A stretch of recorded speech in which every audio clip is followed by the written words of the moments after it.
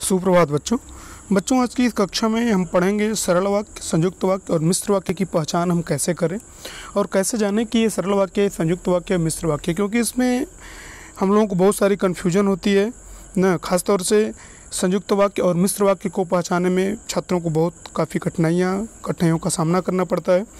तो आज की इस वीडियो में आपको बहुत ही आसान तरीके से पहचानना बताएंगे और इस तरह से कुछ एग्जाम्पल भी देंगे कि आप बड़े आसानी से उसको समझ पाएंगे। ठीक है, तो आइए हम अपनी वीडियो शुरू करते हैं। वीडियो अच्छी लगे तो लाइक करें, अपने दोस्तों में शेयर करें, चैनल पर नए हैं तो चैनल को सब्सक्राइब करना ना भूलें। देखिए, इसमें सबसे पहले हम सरल वाक्य की बात करेंगे।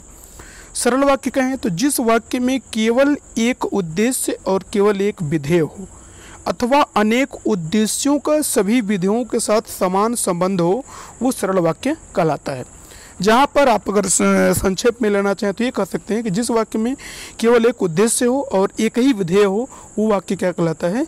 संयुक्त वाक्य, सरल वाक्य कहलाता है। ठीक है, अब विधेय का मतलब यहाँ पर, जो विधेय का मतलब है यहाँ पर क्रिया से है। ठीक है, अभी मैं एग्जाम्पल द्वारा आपको समझा रहा हूँ कि कैसे। ठीक है, देखिए पहला एग्जाम्पल है, जैसे भाई बहन पार्क में बैठे हैं। अब यहाँ पर भाई और बहन ये क्या है? ये दो उद्देश्य हैं। पहला उद्देश्य है भाई और दूसरा उद्देश्य है बहन। ठीक है, पार्क में बैठे हैं ये क्या है? ये इसका विधेय है। तो इसमें दो उद्देश्य हैं लेकिन विधेय कितना है? एक है। और जो दोनों उद्देश्य हैं उनका जो सभी विधेय कितना है? विधेय जो है वो आपका बैठे हैं, तो इन दोनों उद्देश्यों का जो विधेय है वो समान है, बैठे हैं, दोनों बैठे ही हैं। ठीक है, तो यही बताया गया है कि जहाँ पर दो उद्देश्य हो लेकिन उनका जो विधेय हो वो समान हो, वो क्या होगा? सरल वाक्य होगा। तो भाई बहन पार्क में बैठे हैं, तो बैठे हैं ये विधेय है और ये उद्देश्य हैं। भाई और बहन ये दो उद्देश्य हैं लेकिन दोनों उद्देश्यों का जो विधेय है वो क्या है?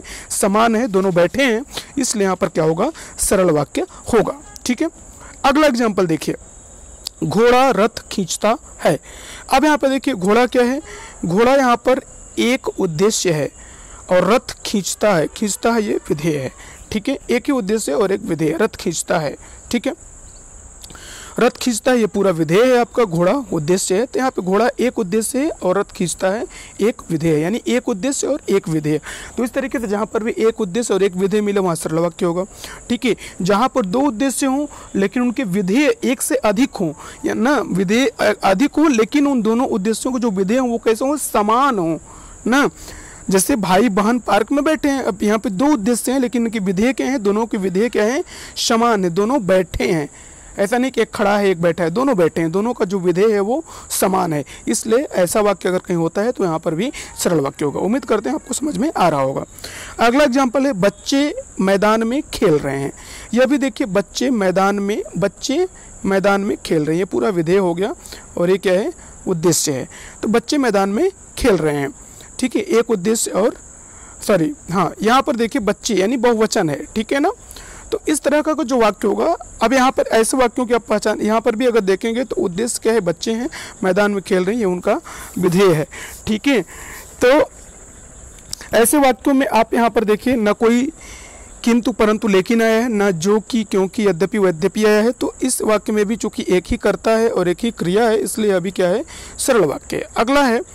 अगला उदाहरण है, राकेश और रमेश ने मिलकर सबको हरा दिया। अब यहाँ पर देखिए थोड़ा सा बच्चे कंफ्यूज होते हैं, राकेश और रमेश ने मिलकर सबको हरा दिया। अब यहाँ पे देखिए और शब्द आया है, तो और शब्द आने से यह संयुक्त वाक्य का उदाहरण नहीं होगा, यह भी सरल वाक्य क्यों है? क्योंकि जो संयुक्त वाक्य यानी संयुक्त वाक्य में दो वाक्यों को जोड़ा जाता है, दो शब्दों को नहीं जोड़ा जाता। जबकि यहाँ राकेश और रमेश क्या हैं? दो शब्द हैं, यहाँ पे दो शब्द जुड़ रहे हैं। दो शब्द जुड़ने के कारण यह सरल वाक्य है। और यहाँ पर राकेश और रमेश ने मिलकर सबको हरा दिया, जो उनका क्रिया है वो एक ही है। ठीक है, कर्ता भले दो हैं लेकिन यहाँ पर कर्ता दो होने के साथ साथ ये दोनों चूंकि पूर्ण वाक्य नहीं है, पूर्ण वाक्य में कर्ता नहीं आ रहे हैं, ये एक शब्द के रूप में प्रयुक्त हो रहे हैं। तो इस तरह से जहाँ पर आपको दो शब्द और से जुड़े हों वहाँ पे सरल वाक्य होगा, संयुक्त वाक्य नहीं होगा। ठीक है बच्चों, उम्मीद करते हैं आपको समझ में आ रहा होगा। अगली बार देखिए, अगला एग्जाम्पल देखिए, वह खो खो और कबड्डी खेलता है। अब देखिए यहाँ पर भी वही चीज़ है, वह खो खो।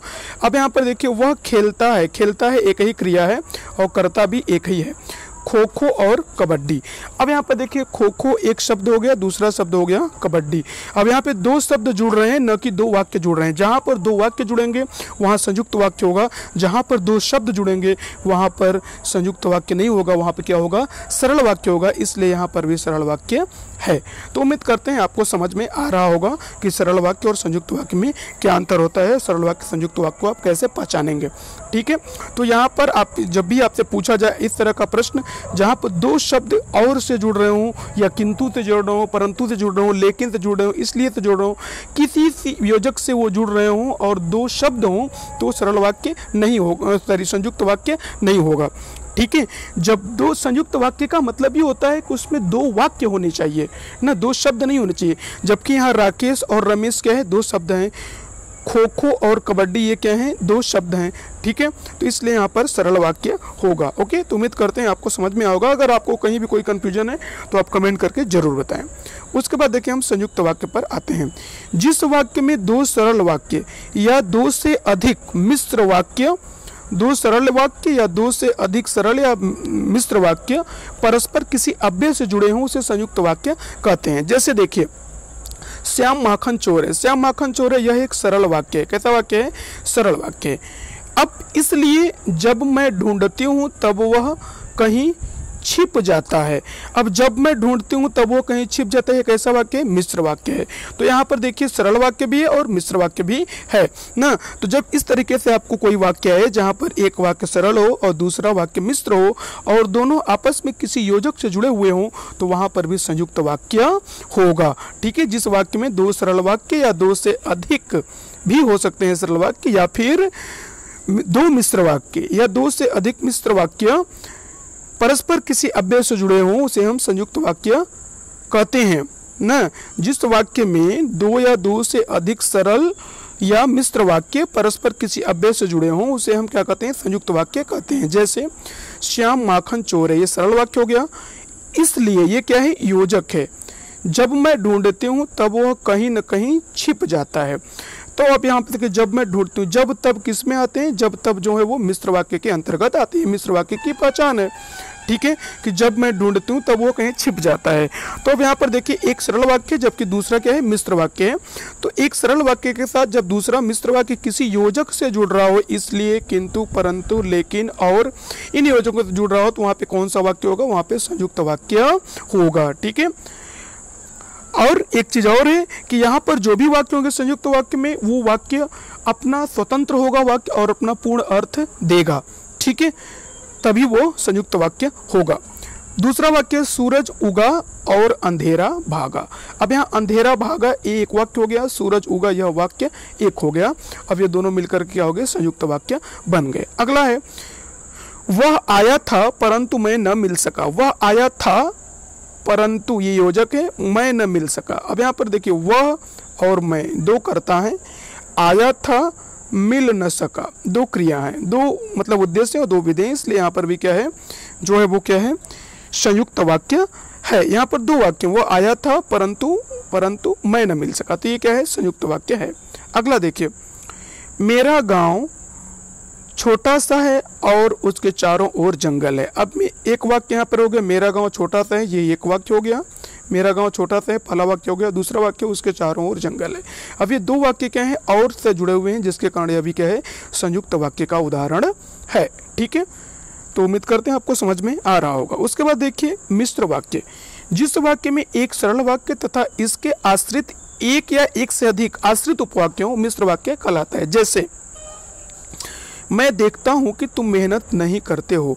मैं देखता हूं, ये क्या है, प्रधान उपवाक्य है, कि तुम मेहनत नहीं करते हो ये आश्रित उपवाक्य है। ठीक है, अब यहाँ पे की जो है ये योजक है, की योजक से जुड़ा हुआ है। ठीक है, उसके बाद देखिए यहाँ पर आश्रित उपवाक्यों का जो आरंभ होता है वो कैसे होता है, ये भी मैं बता दूं आपको कि आश्रित उपवाक्य को आप कैसे पहचानेंगे कि आश्रित उपवाक्य। आश्रित उपवाक्यों का जो आरंभ होता है वो प्रायः की से होता है, जो से होता है, जिसे से होता है, यदि से होता है, क्योंकि, तथापि, यद्यपि, जितना, उतना, जैसा, वैसा, जब, तब, जहाँ, वहाँ, इधर, उधर आदि से जो होता है वो आश्रित उपवाक्यों की शुरुआत होती है। अगर इन शब्दों से किसी वाक्य की शुरुआत होती है तो आप उसको क्या बोलेंगे, आश्रित उपवाक्य बोलेंगे। जैसे रमेश ने वह पुस्तक खरीदी थी जो उसके भाई की थी। अब रमेश ने वह पुस्तक खरीदी थी, ये क्या है, ये प्रधान उपवाक्य हो जाएगा। जो उसके भाई की थी, ये क्या है, आश्रित उपवाक्य हो जाएगा। ठीक है, तो इस तरीके से आप प्रधान उपवाक्य और आश्रित उपवाक्य की पहचान बड़े ही आसानी से कर सकते हैं।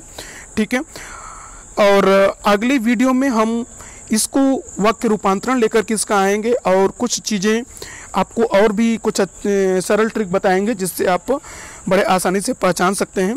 ठीक है, तो उम्मीद करते हैं आपको समझ में आया होगा। वीडियो अच्छी लगे तो लाइक करें, अपने दोस्तों में शेयर करें, चैनल पर नए हैं तो चैनल को सब्सक्राइब करना ना भूलें। तो आज की वीडियो में इतना है, मिलते हैं अगली वीडियो में। जय हिंद, जय भारत।